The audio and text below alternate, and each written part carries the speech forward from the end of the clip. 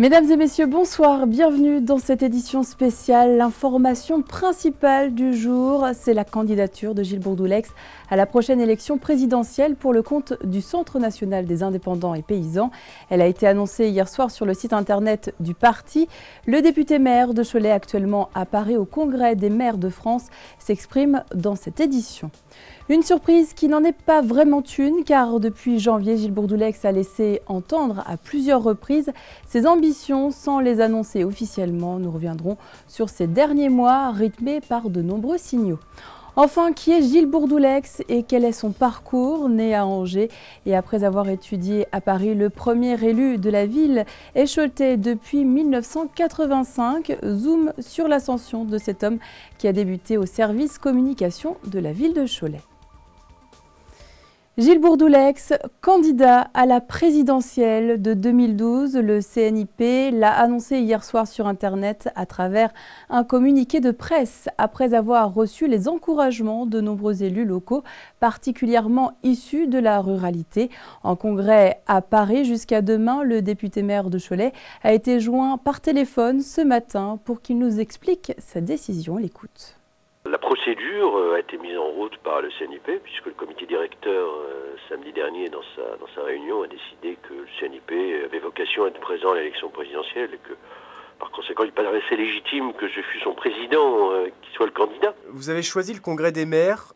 Est-ce que selon vous c'est un moyen pour glaner ces fameuses 500 signatures? On sait qu'en 2007 le parti n'avait pas réussi à cause de ces 500 signatures. Est-ce que c'est une stratégie?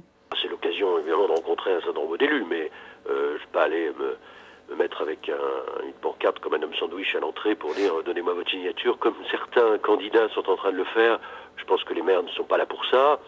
Il se trouve que dans le calendrier, cette semaine arrive après la décision du comité directeur. Il n'y a pas de volonté d'utiliser entre guillemets l'agenda du congrès des maires pour aller à la table des signatures. Vous allez défendre un projet, l'objectif c'est de redonner la fierté de la France aux Français, c'est ce que j'ai pu lire. Quels seront vos axes de campagne? Je sais que vous allez les annoncer avant Noël, mais est-ce qu'on peut déjà avoir un aperçu? Écoutez, c'est comme je dis, défendre les principes qui sont ceux de notre République, qui sont largement aujourd'hui bafoués à notre sens, et puis aussi les valeurs qui fondent notre nation, parce que nous considérons qu'il y a un certain nombre de choses qui partent à la dérive et qu'il faut être beaucoup plus rigoureux. C'est une espèce de surenchère à la volonté de faire plaisir à tout le monde aujourd'hui, et particulièrement aux uns et aux autres qui sont peut-être minoritaires dans notre société, en partant du principe qu'il y a une nation française qui s'est bâtie au fil du temps, qui a un certain nombre de valeurs. Nous défendrons à la fois ses principes républicains et ses valeurs nationales pour qu'on se sente fier d'être français tout simplement avec ce que ça représente et qu'on ne se trouve pas embarqué dans cette espèce de naufrage qui est aujourd'hui celui des racines de nos différentes nations. Alors je sais que la crise internationale remet beaucoup de choses en cause, mais il faut qu'au cœur de cette crise, on soit capable aussi d'avoir nos réponses traditionnelle française. Alors, il semblerait qu'il y ait un certain ras-le-bol de la population ou d'une majorité de la population à destination des hommes politiques. Est-ce que vous pensez que vous, qui êtes toujours au contact de la population locale, est-ce que vous pensez que ça peut jouer en votre faveur et quels seront justement les objectifs, vos objectifs pour ce premier tour? Je crois que le ras-le-bol il est largement parce qu'aujourd'hui, c'est très vrai au plan national, les hommes politiques ne répondent plus aux attentes des Français. À coup de sondage, à coup de médias qui déforment les choses et qui déforment la réalité. Je parle essentiellement des médias nationaux. On ne met pas le doigt sur les vraies questions. Aujourd'hui, on est en train de nous expliquer que les questions de sécurité ne sont plus importantes pour les Français. Moi, je suis désolé, je vois sur le terrain des concitoyens qui sont inquiets de ces problèmes-là. Tout simplement parce qu'aujourd'hui, on nous donne souvent des chiffres qui ne sont pas les chiffres réels. Ils ne correspondent pas à la vérité sur le terrain. Et on a ainsi un certain nombre de questions qui se posent vraiment pour les Français. On demande des efforts de plus importants aux Français qui travaillent, qui payent leurs impôts, qui payent toutes leurs cotisations diverses et variées. Dieu sait que ça augmente un peu partout, il faut en être conscient. Et en même temps, on voit ouvrir nos frontières à des populations qui sont fort sympathiques. Moi, je suis tout à fait d'accord qu'il faut être ouvert. Mais vous savez, en termes d'immigration, et c'est un grand sujet sur lequel nous voulons intervenir, En termes d'immigration, on a une immigration qui est de caractère politique, des gens qui sont menacés dans leur vie, dans leur pays, pour leurs opinions. Il faut bien sûr les accueillir. On a une immigration économique, je suis navré, avec 9 ou 10% de chômage en France. Je crois qu'il faut resserrer les entrées sur notre territoire dans ce domaine-là.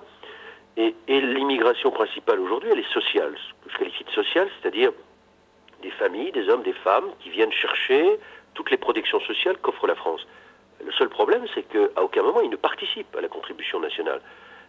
Et il y a un moment, il faut se dire que nous n'avons plus une situation financière économique qui nous permet une générosité ouverte à tout le monde.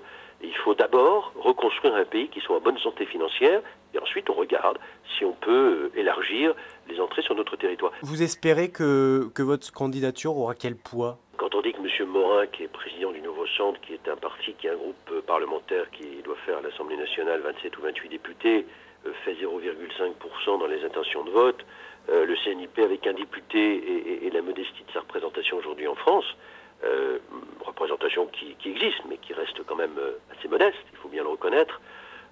Et on a toutes les ambitions possibles, et voilà, on n'a pas de, nous n'aurait pas de honte à être représentatif à un niveau faible. Comme je dis, l'essentiel, il est évident que le CNIP n'envisage pas de voir son candidat être élu à l'Élysée au mois de mai prochain. Le CNIP a envie que des convictions fortes, qui sont celles de son mouvement et qui sont celles, on le sait, de beaucoup de Français, qui, notamment dans les zones les plus rurales, qui aujourd'hui se sentent un peu exclus de beaucoup de choses, parce qu'on ne parle que des grands dossiers qui concernent les métropoles. On oublie la ruralité, on oublie tous les élus qui se battent sur le terrain pour faire vivre cette ruralité. Eh bien, on est convaincu qu'il y a des convictions à rappeler, des idées. C'est un vrai porte-voix en quelque sorte. Et voilà, cette période de campagne est l'occasion de ramener à des valeurs importantes et à des convictions que nous partageons, qu'il faut faire savoir. Pour se présenter, vous l'aurez compris, le président du CNIP devra recueillir 500 parrainages. Les parrains sont des élus aux fonctions diverses, députés et sénateurs, maires, membres élus de l'Assemblée des Français à l'étranger, présidents des communautés urbaines, d'agglomérations et des communautés de communes. Les élus à pouvoir également donner leur signature peuvent être aussi des conseillers généraux et régionaux, des membres du Parlement européen, élus en France et ressortissants français. Ces parrainages doivent venir d'au moins 30 départements ou collectivités d'outre-mer différents. Ce dispositif a été instauré en 1962 par un article de la loi qui a été institué par le suffrage universel direct, et il doit permettre de limiter le nombre de candidatures fantaisistes. En 2002, 16 candidats s'étaient présentés et en 2007, ils étaient plus que 12. À l'élection de 1981, Coluche, candidat à la candidature, n'avait lui pas réussi à obtenir ses 500 signatures pour se présenter. Depuis plusieurs mois, Gilles Bourdoulex a laissé entrevoir ses ambitions en envoyant des signaux. La nouvelle n'est donc pas vraiment une surprise. Retour en images sur ce qui laissait présager sa candidature.